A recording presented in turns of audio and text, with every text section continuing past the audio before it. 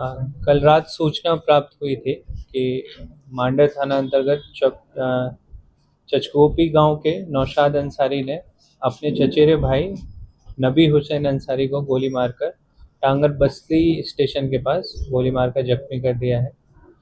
उसके बाद हम लोग नबी हुसैन अंसारी को हॉस्पिटल ले गए और नौशाद अंसारी की खोजबीन स्टार्ट की।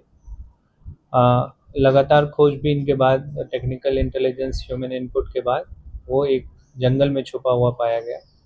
सर्च करने पे उसके पास से एक पिस्टल, मैगजीन लोडेड और दूसरा देसी कट्टा बरामद किया गया।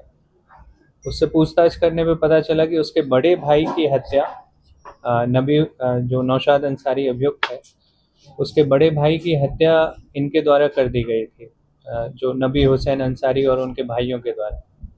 और उसकी गवाही अभी ट्रायल पे चल रही थी और कल भी उसकी गवाही थी। तो वहाँ पे नौशाद जो अभियुक्त है उसको धमकी मिली थी कि केस उठा लो नहीं तो तुमको भी गोली मार देंगे। तो गवाही के बाद वो तुरंत गया अपने घर और वहाँ से वेपन उठाया और जो अभियुक्त जिसको गोली लगी है वो रेलवे ट्रेन के माध्यम से गया था टांगल बस्ती। जैसे ही ट्रेन से उतरा बाहर इसने आके गोली मार दी। कब की घटना है ये गवाही?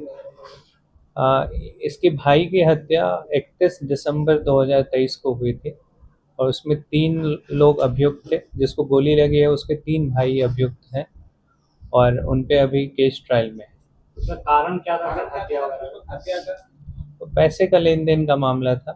तो लाठी डंडों से मारपीट कर तीनों भाइयों ने मिलकर इसके बड़े भाई की हत्या कर दी। कंप्लेनेंट था कि गवाह था जिसको गोली लगा है? जिसको गोली लगा है उसके 3 भाई उस केस में अभियुक्त है। सर ये घर जाकर इसका कोई आपराधिक इतिहास नहीं। घर जाता है, हथियार उठाता है, तो क्या पहले से भी इसका कोई इतिहास रहा है? घर में हथियार कैसे अवैध है? इसके द्वारा बताया गया हथियार अवैध ही है। इसके द्वारा बताया गया कि इसके जो बड़े भाई जिसकी हत्या हुई है उसके बाद जब हत्या के बाद जब इसको ये हत्या के बाद जब इसको धमकी मिलने लगी इसकी भी हत्या कर देंगे, क्योंकि ये 2 ही भाई थे। उसके बाद इसने हथियार खरीदा था और अपने घर में रखना स्टार्ट किया।